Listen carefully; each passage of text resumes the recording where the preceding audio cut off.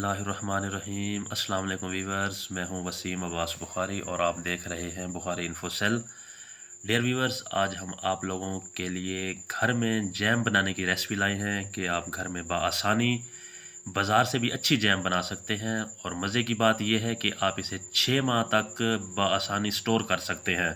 तो इसके लिए आप खूबसूरत किस्म की 500 ग्राम कच्चे आम कैरीज लेंगे और उनको अच्छे तरीके से छील लेंगे। ज़रा मोटा करके छिलका उतारना है, ज़्यादा करके, क्योंकि छिलका कड़वा होता है, तो इसलिए ज़रा ज़्यादा उतारेंगे। तो छीलने के बाद हम इसको ब्रिक ब्रिक पीसेस में काट लेंगे।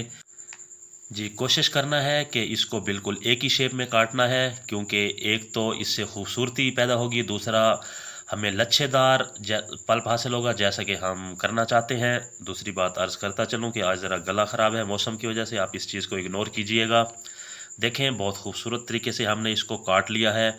तो काटने के बाद हम इसे प्रेशर कुकर में ऐड करेंगे, क्योंकि हमने लच्छेदार पल्प बनाना है, तो इसलिए हम इसे प्रेशर कुकर में बॉयल करेंगे। तो देखें, हम इसको प्रेशर कुकर में ऐड कर देंगे। ख्याल किया करें कि बर्तन को अच्छे तरीके से साफ़ किया करें, कोई चीज़ बचनी नहीं चाहिए, क्योंकि यह रिस्क होता है। और उसके बाद हम इसमें 500 ग्राम चीनी, 400 से 500 ग्राम चीनी यानी 2 कप, एक बड़ा प्याला शुगर चीनी ऐड करेंगे, क्योंकि हमारी 500 ग्राम ही कैरीज थी। और 400 से 500 ग्राम चीनी ऐड करेंगे। हाँ, अगर मीठा आपको कम पसंद हो तो कम कर सकते हैं आप चीनी। और इसमें आप हाफ़ लीटर पानी ऐड करेंगे।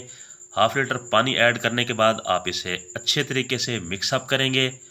और मिक्सअप करने के बाद आप इसके ऊपर ढक्कन लगाएंगे प्रेशर कुकर का।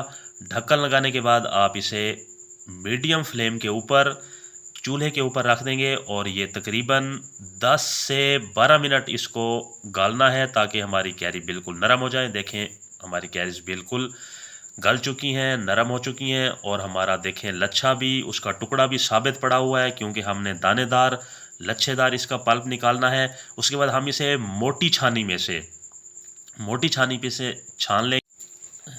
जी, दोबारा अर्ज़ करता चलूँ कि आपने इसे मोटी छानी में से दबा दबा के अच्छे तरीके से छान लेना है, क्योंकि हमने दानेदार लच्छेदार पल्प हासिल करना है। आपने इसे ग्राइंड बिल्कुल नहीं करना। सारे पल्प को, जो कि बिल्कुल गल चुका है, मोटी छानी में से छान के एक बॉल में निकाल लेना है। देखें, माशाल्लाह बड़ा खूबसूरत किस्म का, दानेदार किस्म का, लच्छेदार किस्म का पल्प हमारे पास आ गया है। तो हम आप एक खूबसूरत सा पैन लेंगे और इस सारे पल्प को पैन के अंदर ऐड करेंगे और बिल्कुल मीडियम फ्लेम पर, मीडियम से भी थोड़ा लो फ्लेम चलाएंगे और पकाना शुरू करेंगे। जैसे ही ये पकना शुरू हो, इसमें बॉयल आए, हल्का सा बॉयल आए, तो हम इसके अंदर मज़ीद 4 कुटी हुई सब्ज़ इलायची शामिल करेंगे। और हम इसके अंदर 3 से 4 कतरे येलो कलर के ऐड करेंगे, ताकि हमारा सब पल्प एक जैसे कलर का हो जाए। और हम इसमें 3 से 4 कतरे मैंगो फ्लेवर ऐड करेंगे खुशबू के लिए, ताकि इसके अंदर से खुशबू बिल्कुल मैंगो जैसा आना चाहिए। उसके बाद हम इसे 5 से 7 मिनट के लिए थिक होने देंगे, ताकि बिल्कुल असल शेप में जैम बन जाए। अगर ज़रूरत पड़े तो आप कुछ देर ढक्कन भी लगा सकते हैं।